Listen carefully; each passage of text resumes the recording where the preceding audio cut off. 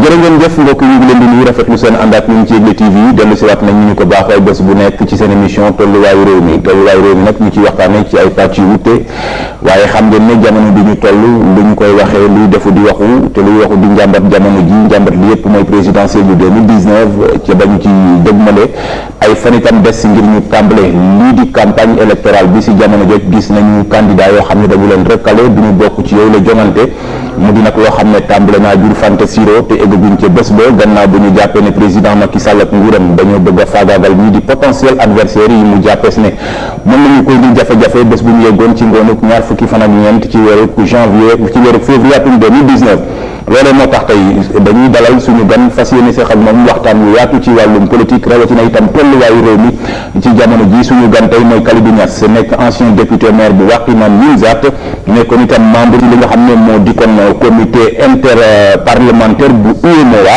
doonoon itam membre kon ci bureau bu assemblée nationale moom la ñu fas yéene seqal tey waxtaan ci seen émission tolluwaayu réew mi monsieur Niass maa ngi lay nuyu. Alioune Badara fay naa la maa ngi nuyu aussi téléspectateur Yegle TV yëpp di nuyu sénégalais yi di aussi leen ñaanal ci liggéey bi nga xam ne yéen koy def au service des populations ñu xam leen ci professionnalisme di leen ci encouragé di leen réitérer seeni disponibilité à chaque fois que de besoin ndax réew mi dañuy toll foo xam ne war nañ toog di ko péncoo waaw nitu pouvoir nitu opposition ak ñi nga xam ne sax boo faruñu fenn war nañ léeg-léeg ñuy saisir les questions d'actualité ñuy toog di ko waxtaane ñi nga xam ne ñoo jiite aussi nañu am nopp di déglu population yi bu ñuy déglu population yi aussi ñuy wut saafara par rapport ak problème réew mi comme ni ñu ko nattee dinañ ci egg ci waxtaan bi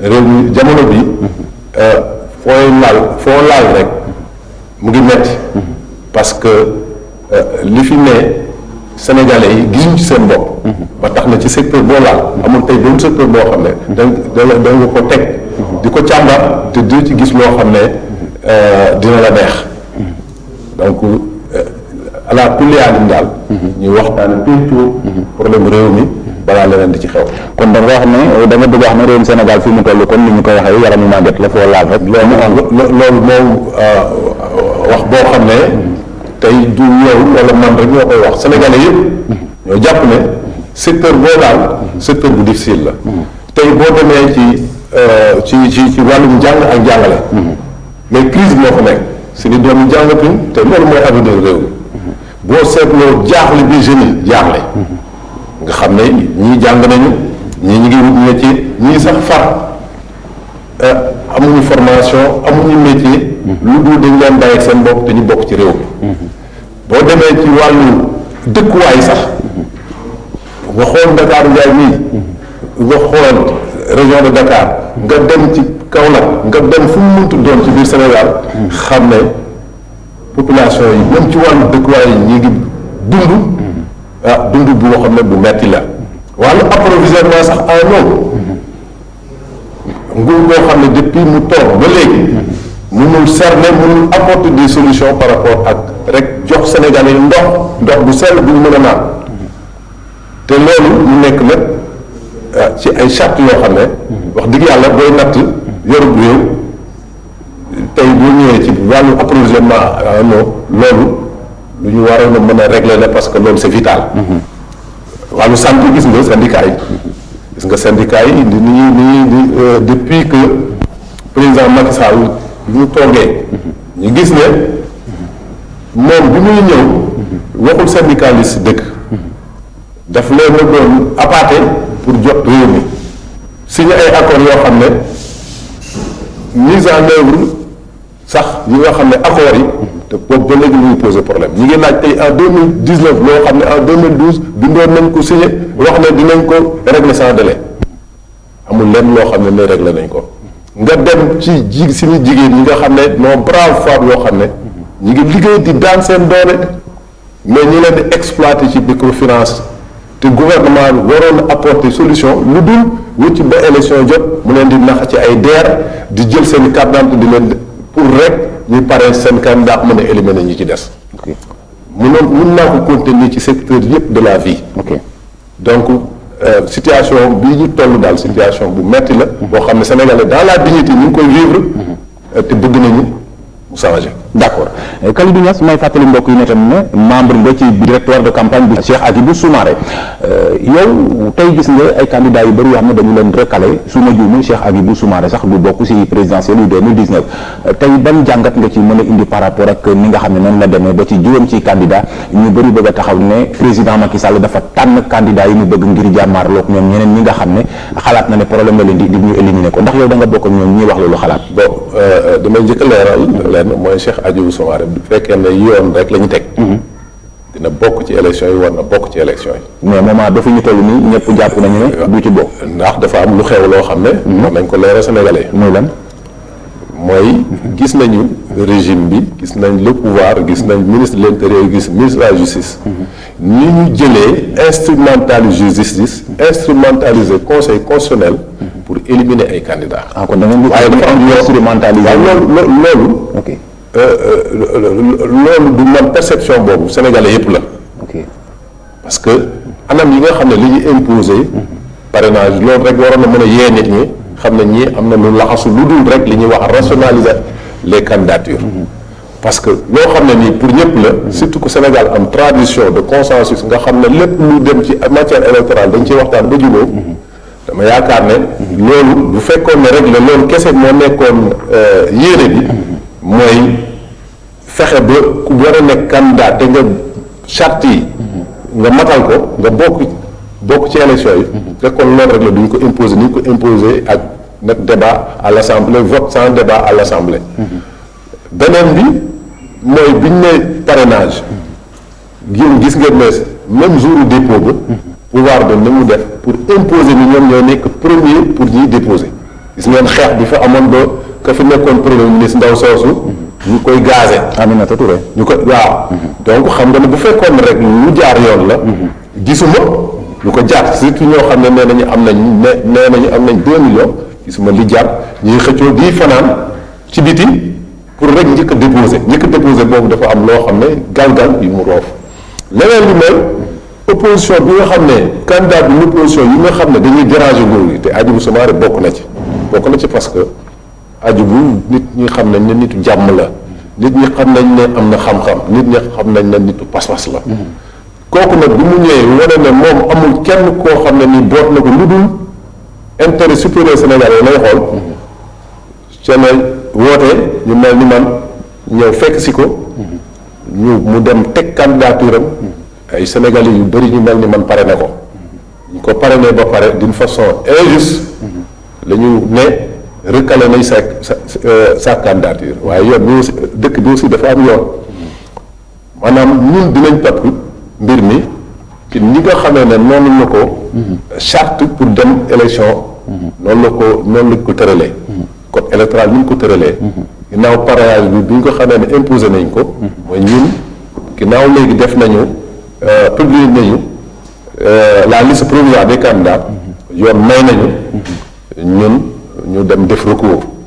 ci recours boobu tant que génnul ñun jàpp nañ bokk nañ ci élection yi ndax déposé nañu préparé nañ taxaw nañ suñu directeur de campagne suñu comité électoraux yi sax fan yi yëpp ñu ngi nekkoon ci di ko tasaare ci biir réew mi parce que jàpp nañ ne liy topp ci phase bi moom mooy désigner suñu plénipotentiaire suñu représentant bureau de vote suñu représentant dans les bureaux de vote donc moo tax ma ne la ñun seeni candidat dafa bokk nguur gi aussi dafa def stratégie pour faagaagal ay candidats parce que premier ministre waxoon na ko juróom mooy juróom am na loolu instrumentalisation de la justice la. ok léegi foofu bu ngeen gisee ne Kalidou Niass nguur gi tey dafa instrumentaliser li nga xam ne moo di institution bi ba pare ngeen di déposer recours est-ce que recours bi dina amati sens ci jamono joo xam ne recours bi peut-être ñi leen ci war a mën a tontu pour jox leen dëgg da ngeen jàpp ne ñooñu lu président bëgg moom la ñuy bëgg kon est-ce que du doon sonal seen bopp rek. waaw damay leeral.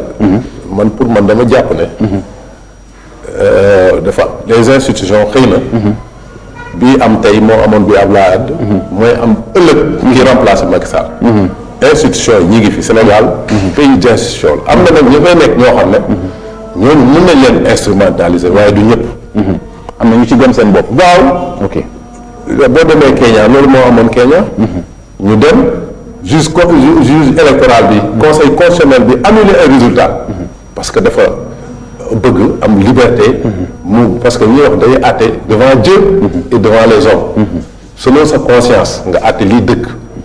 ñun gannaaw dañuy recaler ci machine dañuy recaler ndax nombre de parrainage yi nga xam ne. moo war déposé nañ ko. ñu gis ne ñun am na ñoom ci lu ñu jàpp ne ñun waruñu ko remplacer ci ñu war nañ ne ñoom ñoo juum waaye du ñun ñoo juum. loolu lañ jàpp ne loolu xëy na bu fekkee ne li ñuy séntu ci ñenn ñi. parce que ñëpp yemuñu. ñooñu dañuy fexe dëgg jib. dañu fexe candidature boobu nga xam ne ça ne souffre d'aucune nullité. candidature boobu ñu mën ko accepter. muy candidature boo xam ne. candidature ay sénégalais yoo xam ne. aju bu dafa boot ñu bëri. ñu bokkoon ci ay parti politique ak ñoo xam ne sax bokkuñ ci parti politique gëm ne Sénégal fi mu toll il peut être l'homme de la situation. d'accord mbokk yi ma leen di fàttali yéen ci seen émission tolluwaayu réew mi ci Yegle TV suñu gan tey mu di Kalidou Niass nekk ancien député maire bu Wakhinane Nimzatt doonoon itam membre ci kon lii di comité interparlementaire bu UEMOA nekk itam moom membre kon ci assemblée nationale jamono ji nag muy membre kon ci li nga xam ne moo di directoire de campagne bu Cheikh Agibou Soumaré mooy suñu gan tey. alors monsieur Niass gis nañu ne jamono ji Khalifa Ababacar Sall du nekk candidat Karim Meïssa Wade du nekk candidat te Cheikh Agibou Soumaré fësal nañu ko comme ñoom Papa Diop comme ñeneen ak ñeneen est-ce que xalaatu leen ne tey ku ci mel ni maître Madické Niang mi nga xam ne jàll na wala Ousmane Sonko bu Pastef wala boog peut-être Cheikh Issa Sall bu PUR tey yéen bu fekkente ne réellement da ngeen fee bëgg a jël régime président Macky Sall parce que li muy def affaire de dictature la li muy def mooy affaire de dynastie Faye Sall ni ñu ko mën a waxee jël alal réew mi xaajale ko ay mbokkam mu di ay gorom ak yeneen gisoo leen ne tey war ngeen mën a def bloc bu fekkonte ne dem nañ tey ba valider yéen bokk leen ci ngeen def bloc peut-être bokk ci ginnaaw kenn si ñooñu wala yéen ñëpp ngeen booloo ci ginnaaw kenn ngir réellement li ngeen bëgg muy combat bi ngeen yàgg di mën a ngeen mën koo am. bon egguñ foofu parce que dans la mesure où code électoral bi may nañu ay sañ-sañ yoo xam ne bëgg nañ ko exercer. aussi bien que ñun suñu candidat que yeneen candidat yi ñu recalé dégg naa ci ñu ci gën a bëri ñu ngi def seen recours. egguñ fa donc dinañu fexe bu ñun kenn ku nekk am na ay argument parce que ñi ci gën a bëri. xanaa jaay doole waaye ñi ci gën a bëri ci ñi ñuy recalé war nañu mën a bokk loolu moom mooy sama principe.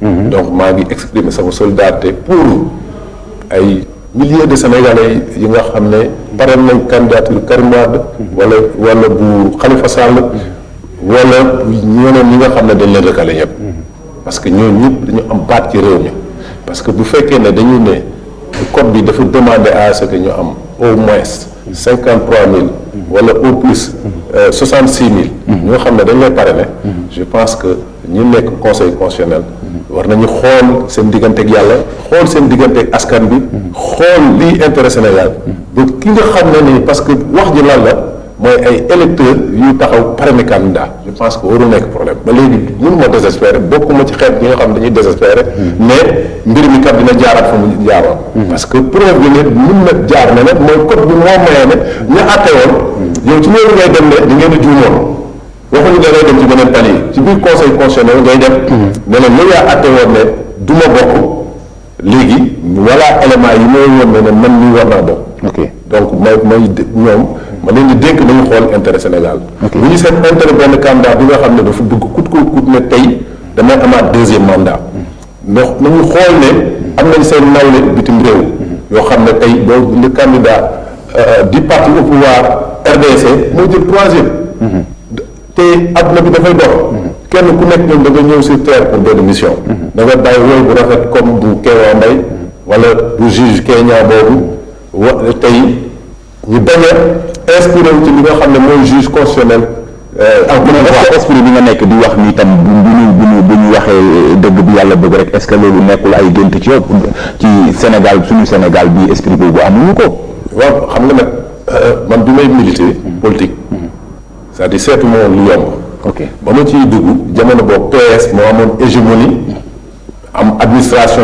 bi yor ay préfet yor police am yor léppam ñun nit ñi sax jàpp ñu ay rêveur ñu ne Abdoulaye ñun dinañ ko fal yóbbu ko pouvoir ñii di sax boo jamono boobu ñuy wax ne yéen ñi nga xam ne amuleen sax carte électeur parce que jamono boobu ñu naan ñu 18 ans ñuy xeexal Abdoulaye di imposer Sénégal muy fexe ba Sénégal mu conquête avec conquête après conquête Sénégal di am des acquis démocratiques yoo xam ne yu solide acquis démocratique yooyu gëwuma ne ci benn faxas nit mën na ko dindi mën na am nag yenn yi nga xam ne ay faxasal la dama jàpp ne ñoom ci sama njort bu rafet xëy na bu ñu timaatee ñi nga xam ne xool nañ ne remplir nañ les critères dinañu xam ne nit ñi ay la yowal war nañoo bokk ci élection yi maintenant beneen bi mooy dañu def politique nit ki doo teg rek benn stratégie te nekkuma aussi di wax ne c'est la loi du tout ou du rien mooy lan mooy Macky Sall nañ ko fi jëlee coûte que coûte dañuy jël benn waay boo xam ne nii xëy na amuñu programme bokkuñu vision ñu ne nañ ko ngemb ok kenn ku nekk ci opposition bi bu ñu demee ba egg ci kenn ku nekk en toute liberté na nga xool rek li nga xam ne mooy intérêt Sénégal diir bañ a mais li ma leer ba leer mooy au moins opposition bi d'accord na ci benn mbir Macky Sall moom war na fay jógee parce que servir intérêt sénégalais intérêt étranger et intérêt ay lobby lay servir donc bu fekkee ne loolu rek la ñu xool mooy intérêt réew mi ak population yi am yaakaar ci classe politique bi am yaakaar ci élite bi donc choix bu ñu war a def dañu war a def choix boo xam ne bu justifié bañ a def choix boo xam ne c'est parce que kii dama am ak moom problème règlement de compte rek que na fi jógee wala dañu xool ne opposition bi ñi fi nekk ay kilifa lañu te foog naa ne am na ci ñu bëri ñoo xam ne war nañu dépasser foo xam ne dafay am ñoo xam ne dañ leen di joxoon fu ñu jëm que rek forcément foofu lañ def la ñu war a jaar donc loolu daal laay digal sama bopp di ko digal ñëpp d'accord mbokk yi ma leen di fàttali ba léegi ne yéen ci seen émission tolluwaayu réew mi ci Yegle TV suñu gan mooy Kalidou Niass nekk ancien député maire bu Wakhinane Nimzatt nekkoon itam membre kon ci comité interparlementaire bu UEMOA nekkoon it membre kon ci assemblée nationale jamono ji muy membre ci directoire de campagne bu Cheikh Agibou Soumaré ñeel présidentielle yu 2019 mooy suñu gan tey ñu ngi waxtaane tolluwaayu réew mi waaye ci wàllum politique ginnaaw rek kon ay fan bu ñu ko mën a wax moo des ngir ñu jégg ci jongante njiitu réew yu 2019 coow li tàmbale naa juddu xaat te eggaguñ ca bés ba alors monsieur Niass gis nañu talaata altine ji daal dinañu di inauguré lii di TER bi muy train express régional ñu bëri tàmbale ñoo wax ne président Macky Sall day def campagne déguisée ndax it li muy inauguré daanaka yu ci bëri pareegul ndax bokk nga ak nañu xalaat. non foofu dafa am sama xarit Cheikh yu maa ngi koy nuyoo passage nee na ma bu leen sonn TER bi mooy yóbbu Macky Sall TER te loolu mooy dëkk. ndax lan. liy dëkk moom mooy ñun dañu am ay priorité tey suñu priorité tey pour résorber bu ñuy seet rek région de Dakar ni nga xam ne noonu la ko embouteillage yi ni mu mel nga xam ne léegi difficilement de nit ñi di jóg xale yi dem jàngi wala travailleur bi dem liggéeyi wala kiy def business am mën na def business am parce que mën ngaa perdre beaucoup d'heures de travail ci biir bouchon yi te loolu lépp nag Macky Sall am na ci part de responsabilité. ah bon Abdoulaye Wade avant 2000. dafa réglementé woon ne oto yi nga xam ne dañu am moins de 5 ans ñoom la ñuy bàyyi ñu dugg parce que xamoon nañ ne capacité suñu télé yi fi nekkoon donte moom yokkoon na ko au maximum. waaye xalaatoon na bu ñu bàyyee oto yi nga xam ne bon ku bëgg dugal.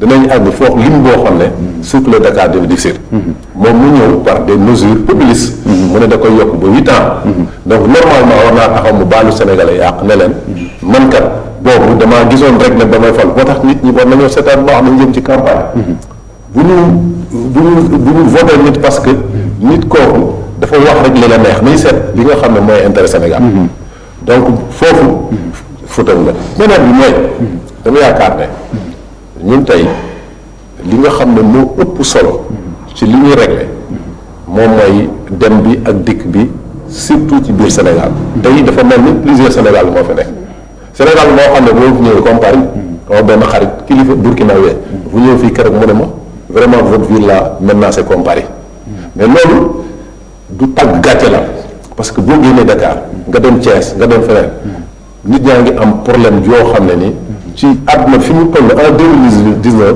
nit ñi war nañoo mën a yeesu foofu. ay salle de classe yoo xam ne abri provisoire. ok ay nga gis dëkkuwaay ñu mel fii. boo demee Djiddah Thiaroye Kao. surtout boo demee Wakhinane Nimzatt. nga gis nit ñi inondation promiscuité bi.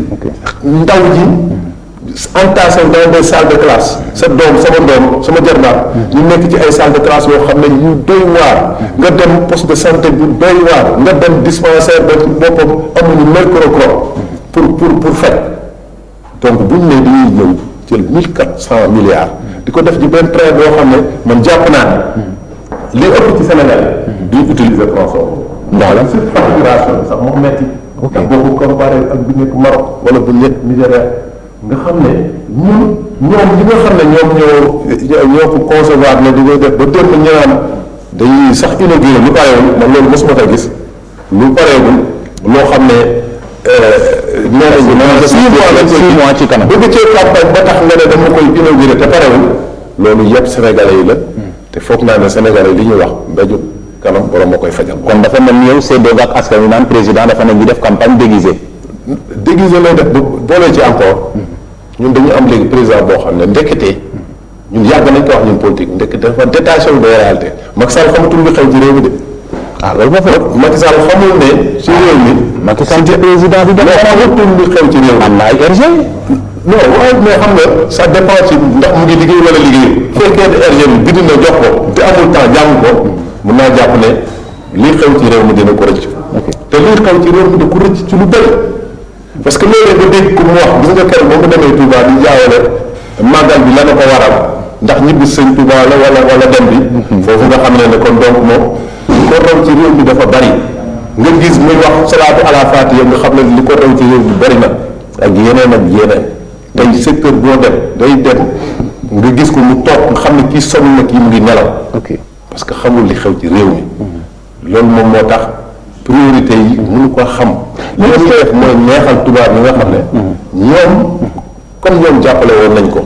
ba mu toog yaakaar ne ñoo ko fi tey waaye fii Sénégal yi ñooy fal.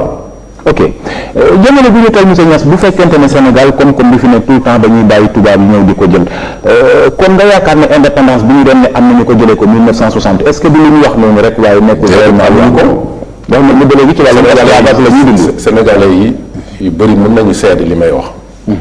indépendance dëgg ñun bi Abdoulaye Wade bi mu faloo en 2000 ba 2012 boobu ñun la ñuy doog a gis indépendance nga xam ne président bu mën a am fitu convoqué l'ambassadeur des États-Unis wax ko boppam devant caméra président boo xam ne danaan français yi donte yéen a ma colonisé te seen làkk laay làkk waaye fu ma neex laay def de business fi ma sentir foofu mooy intérêt Sénégal mu développé partenariat avec les Chinois développé ko avec Pakistanais ak Inde développé ak Brésil pays du tiers monde mu fexe ba Sénégal dem ba sax institution internationale de Bretton Woods yi dem na ba Sénégal soxlootul leb yi foofu pour financer son développement waaye kii gis nga nag dem nañu Paris nee nañ club de Paris mais leb nañ foofu dañ doon wut xaw ma ñaata milliards ñu jox leen 7 milliards 7 000 milliards ñu ñëw di fecc te alors que bor rek la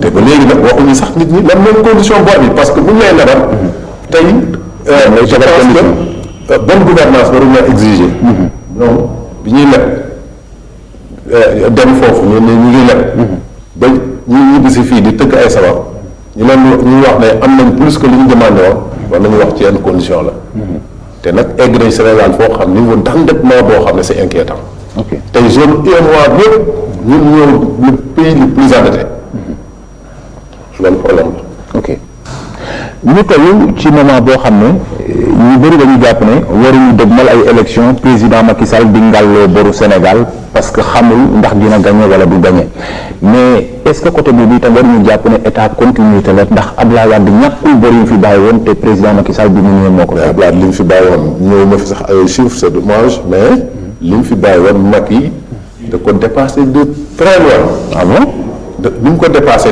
dafa jégg dayoo sax.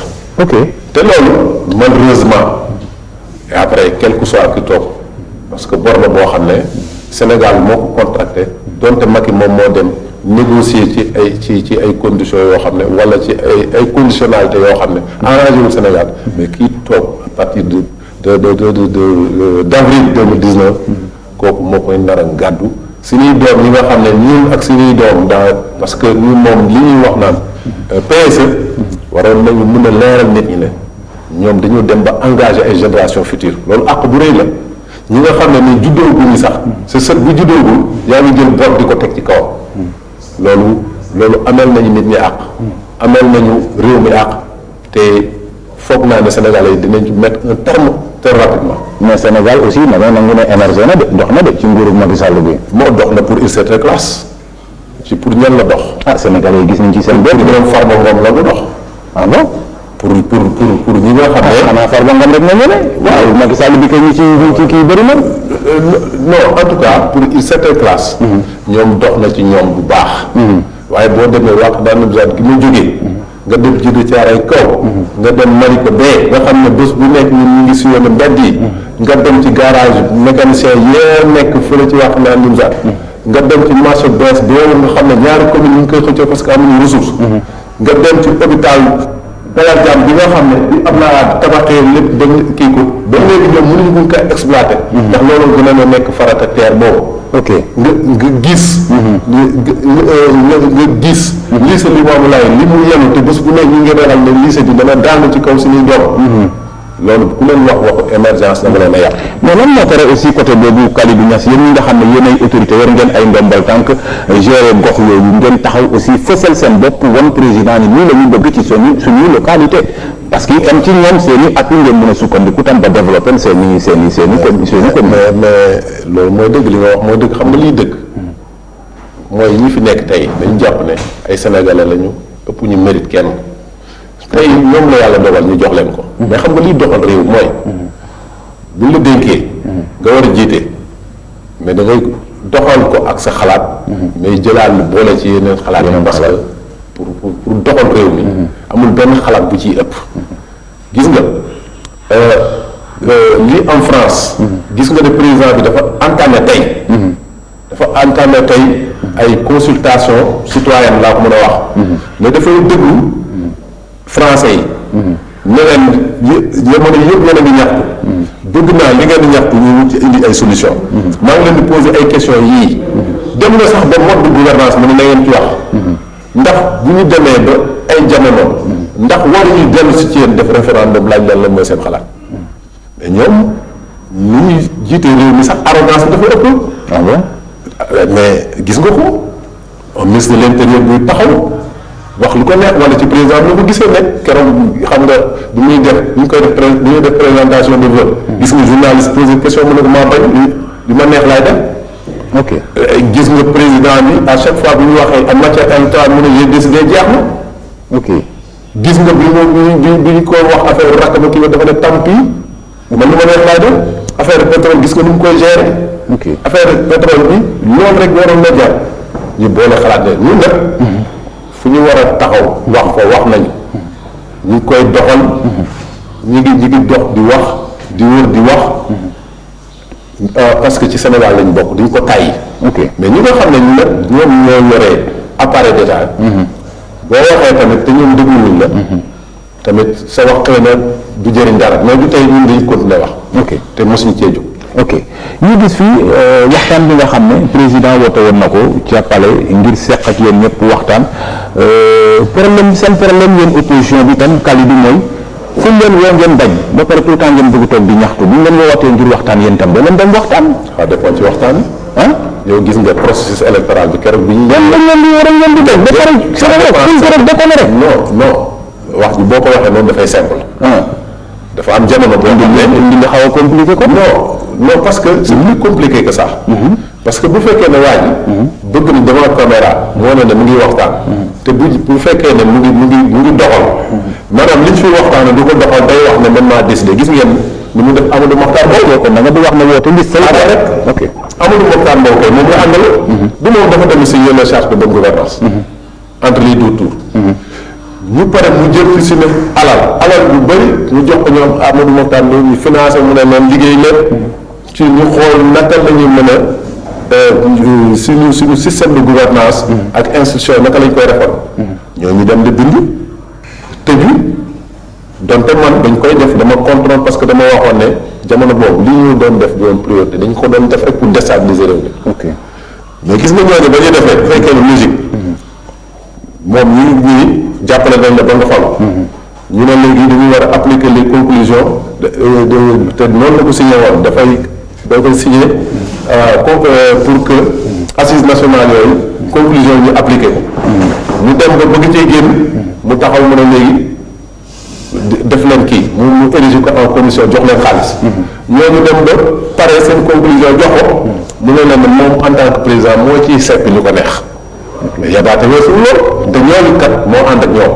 asamaan na ñun opposition ci matière électorale rek toog nañu ak moom bi ñuy wax même augmentation bi exemple laa jox parce que moom li mën a ci mën a jox bëri na même bi ñuy wax augmentation nombre de député la ñoo toog ñaata député la ñu waxoon moom bi muy décidé dafa ñëw la ñu waxoon ñu triplé ko du sàmm kàddoom taxaw na Sénégalais yi ne danaa wàññi sama mandat nu mu mujjee waaw ñu ne ko mais nag mandat bi mu toogoon bokkul woon ci li mu doon compté non waxul woon loolu wala boobu yéen a déglu woon danaa wàññi mandat bi te dinaa ko tàmbal ci sama mandat loolu la wax mu wër àdduna bi yëpp mu wax ko ok dañ ci tollee lu mu wax mënutuma kaa wàññi parce que dañ maa digal ne bu ko wàññi ok te ñëpp dégg nañ ne avant loolu muy egg ci loolu benn defoon na ay sondage xamoon ne jamono bu demee élection day daal ñaari ñu mën mais ñi mu àndal xëy na nguur gi neex na ci ñoom trop dégg nga ñoom Cissé Lo dégg nga ñoom keneen ak keneen ci ñoom pour ba bañ a def publicité ñoom ku ci nekk di wax naan ñoom dee moo leen gënal Macky Sall wàññi mandat donc ku mel noonu ñu ngi leen seq waxtaan ndax bu fekkee loo leen wax wala ko waxee ba pare mise en œuvre bi lu ko neex lay doxal donc da leen bëggoo rek d'accord ci yooyu la ñu woon ñu bañ cee mais nag bëggoo bi ngeen di bañ ci ngeen dayal mais amul bu ñu leen wootee ngeen bañ non fi mu toll nii bu ñu woowoon dinañu dem waxtaan ak moom mais na nekk intérêt Sénégal et puis nit ki boo koy wax ko li ñuy waxtaan mais doo woote rek comme dama defoon foofu espèce u solo dialogue national la boobu nga xam ne dafa woo ay caméra suba ngoon ñu wax mais la ñuy wax kon ci journée dialogue national boobu lan lañ ci def du waxuñu woon ne sax ne chaque le 20 chaque le 20 xam nga mois de juin 20 mois de juin bu nekk le 20 dañuy commémorer journée dialogue national est-ce que def nañ ko donc loolu sax la njëkk a trahir c'est-à-dire que trahir na parole dina trahir ak ñi mu àndal sax xam nga trahir na leen waxatuma nag donc di toog ak moom di jël comme engagement. d'accord monsieur Kalidou Niass xam naa li ñu dese ci waxtu yu bëreetul nga bokkoon ci biir parti démocratique sénégalais amee fan ndombal tànk Cheikh Hadjibou Soumaré mi nga àndal fa la nekkoon ak ñeneen ñu dem ba toll ci élection yoo xam ne parti démocratique sénégalais dayo bi mu am muy bu lépp mu nar a dem ci joŋante te amul candidat ban xalaat nga ci am. bon damay wax ne am naa ci lu ma metti am naa ci lu ma naqari loolu lépp volonté Macky Sall. parce que mu nekkee volonté Macky Sall ni mu nekkee volonté Macky Sall mais gis nga dafa changer sax les règles du jeu.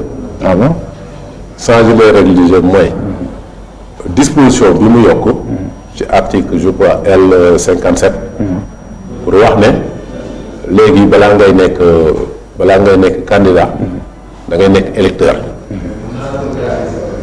mu wëcc ba nga xam ne léegi bëgg na gàllankoor candidature Karim Wade mu wëcc ba mu bëgg gàllankoor mu yokk ci kii boobu parce que boobu affaire CREI bi gannaaw ñoom sàkk woon nañ ci CREI bi pour que mu xañ ko possibilité pour mu nekk candidat loolu sottiwul léegi mu ne nañuy dugal galgal boo xam ne moom même bu fekkee ne sax ne xam nañ ne war naa mën a nekk candidat mais léegi nañ ko xañ léegi carte électeur lañ ko xañ mais parce que ba léegi électeur la léegi nag dafa am loo xam ne ci parti ba démocratique moom nécessairement nit ñi war nañoo mën a seen war nañu mën a wuute ay xalaat man dama wuute woon ay xalaat ak ñi nga xam ne ñoom laa bokkaloon biir PDS wuute xalaat bi mooy lan jàpp ni ñun nañu wut beneen candidat li ñuy wax plan B ñeneen ñi ne na moom la ñuy continuer jusqu'au bout ak lu ñuy kii donc li ma ci doon ragal mooy lii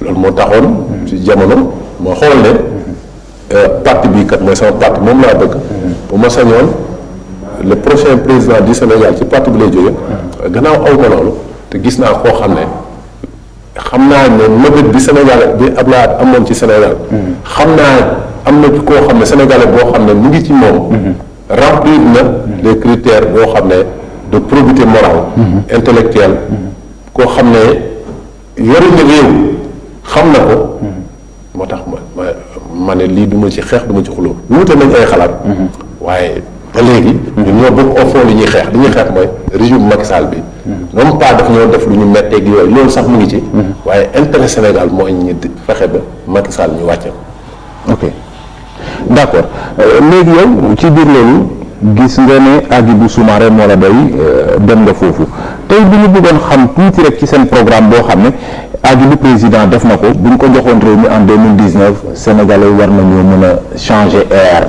ci lu neex tey bu ñu bëggoon xam tuuti rek ci seen programme. bon xam nga egguñu ci nekk di décliner programme. da nga nar a toog ba jël réew mi di def programme. non non xaaruñu loolu. dama ne d'accord xam nga dañu jëm ci campagne. dañu jëm ci kaw wax. egguñu ci loolu. ok pour le moment ci ay décliner ay candidature lañ toll. ok bëgguma wax parce que respecter Sénégalais aussi mooy. nga bañ a wax loo xam ne. boo ëllëgee ni yaa ko fi waxoon. ñun bi ñuy def politique ak léegi mat 30 ans.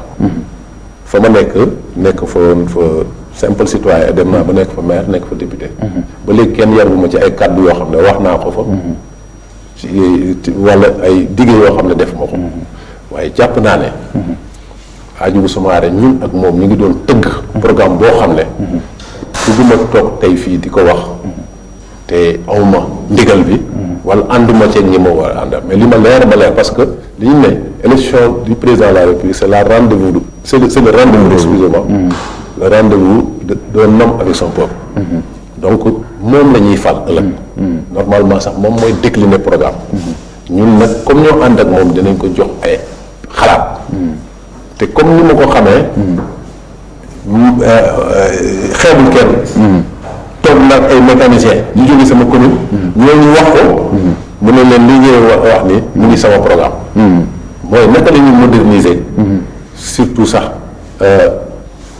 garage yi naka la ñuy surtout apprentissage xalaat bi mu am ci wàllu boobu mu ne loolu sax dafa nekk en phase avec président Wade li mu ci xalaatoon politique d'infrastructure buñ ci tolloon ab Hadjibou Soumaré dina wax ne lan mooy priorité moom priorité di lii ñu fi def leneen bi moom mooy njàng ak jàngale solo bi mu am ci li nga xam ne moom loolu la bëgg a liggéeyal réew mi parce que jàpp ne loolu mooy suñu avenir ak gestion ressources naturelles du Sénégal parce que nag wax ji loolu fi mu toll nii la ñu war a mën a fexe tey comme Hadjibou c'est un homme de consensus moom lépp loo xam ne ni bu ëllëgee bu ñu ko fale lépp lu mu ciy dogal lu muy waxtaan ak sénégalais yi li muy waxtaan ak classe politique bi li muy waxtaan ak société civile lii intérêt Sénégal lay doxal du nit koo xam ne du doxal xalaatam kese yaakaaruma. ah bon waaw parce que xam nga bu def comme Macky Sall parce que Macky Sall fii avant mu yëg dañu doon wax ne c'est un homme de consensus.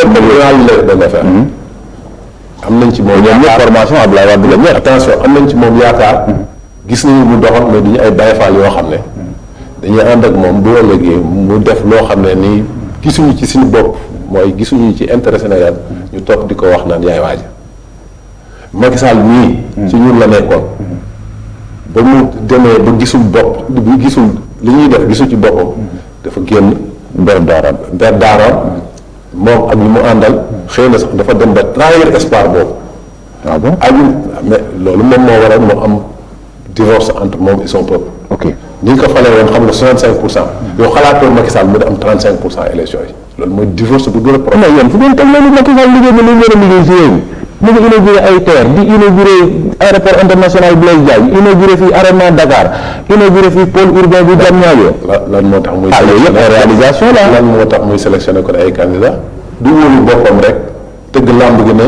yéen est-ce que Macky gënu leen dëgër fi ñu toll nii nga foog. mu ne est-ce que Macky gënu leen taxaw politiquement parlant fi ngeen foog fi ñu toll nii ngeen foog. mais yow xam naa ne yow moom comme li nga mën yaa ngi koy def. yow moom yaa ngi naan question la yor waaye moom xam naa ne. yow yaa am dal boobu mais moom talul fi mu toll nii tëdd sax bay nelaw parce que xam ne moom sénégalais yi dinañ ko infliger défaite boo xam ne bu cinglante la. parce que boo seetloo. boo génnee. groupe bu juróomi nit yoo fekk ñu toog di wax. nga introduire waxu Macky Sall. ñeenti dañ la fay bàyyi. man jamono yooyu passé dafa am koo xam ne dafa ñëw ci man ak donte APR dëgg la.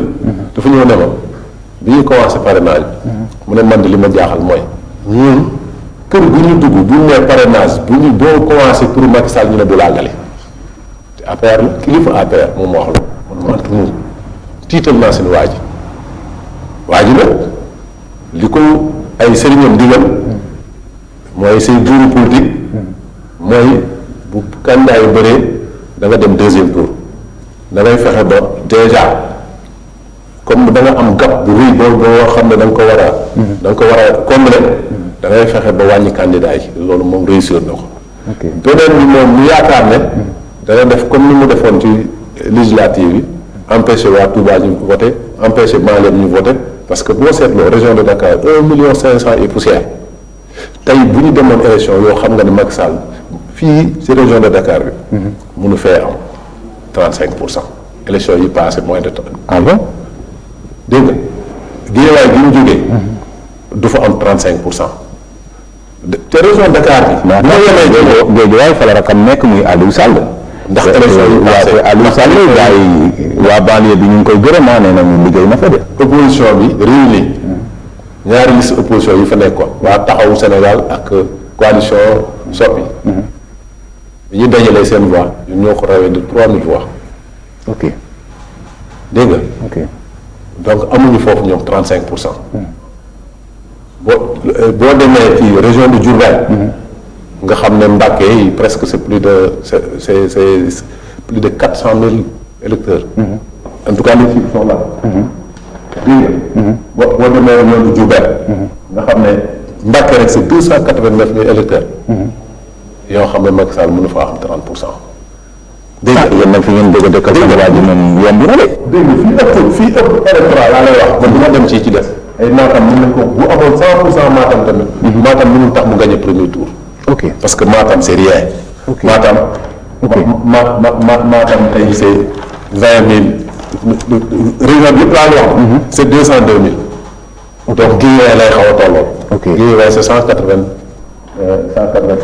ok donc pour wax ne ñun fu wér te nag ci dëkk bi lañ dëkk di ci dugg di dem di wax di wër partout xam nañu li fay dox ok moom moo nekk en rupture moo nekk en déphasage avec son peuple ba xamatul li fi xew wala nag par ay artifice la bëgg a créer benn majorité boo xam ne bu bokkul ak majorité électorale dafa bëgg loolu moom mooy wax ji c'est-à-dire bëgg na créer benn majorité bu koy fal léegi nag mu ngi def ngi dégraisser pour que la ciy des mu ne fii am naa fi 50%. mais loolu du sotti ok loolu du sotti les gens sont plus mûrs que ça. Sénégalais duñ ci xeex duñ ci xuloo bu voté boo moytul Macky Sall may ragal naa ne sax est-ce que dina dem deuxième tour. ah bon waaw.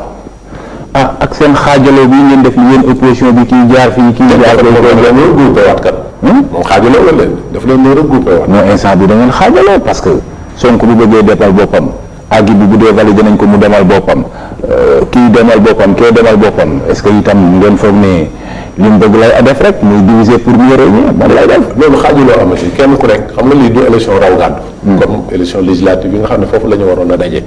ànd nekk benn malheureusement xaajaloo fa mais fii xaajaloo bi. mais parce que yéen opposition bi nag ñoo ko wax aussi Kalidou mais opposition bi tam li ngeen bëgg dafa yomb yéen bëgg leen kenn jiitu kenn ku nekk si yéen dafa bëgg a jiitu moromam mais xam nga tey même boo xoolee kër yàlla dafa def taaw ba ci caat ñëpp ñu ñëw jiitu moom.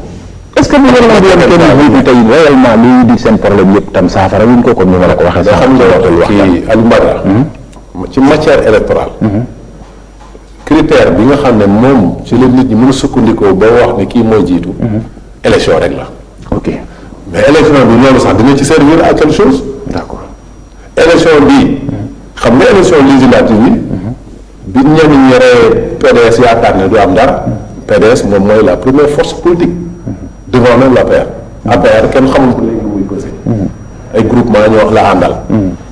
ay lobby la àndal. dégg nga mais élection yi ñu jëm nii. kenn ku nekk ci leader yi nga xam ne ñu ngi nekk à l'opposition. bu ñu tey même bu fekkee ne sax ne am na ñu dul dem élection mais au moins ñuy dem dinañ am légitimité populaire ba nga xam ne tey rang bi ñuy am légitimité populaire boobu moo leen di koy jox. soit ñuy jiitu wala ñu nekk ci ginnaaw.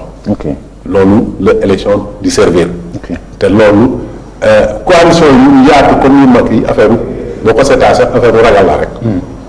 parce que ragal la ñàkk la. xëy na ku nekk fu mu toll nii débauché parti bu nekk nga dem jël PS nga xar ko ñaar benn parti bi bañ a dem nga dugal leen kaso. PDS kenn ku nekk ci ñoom.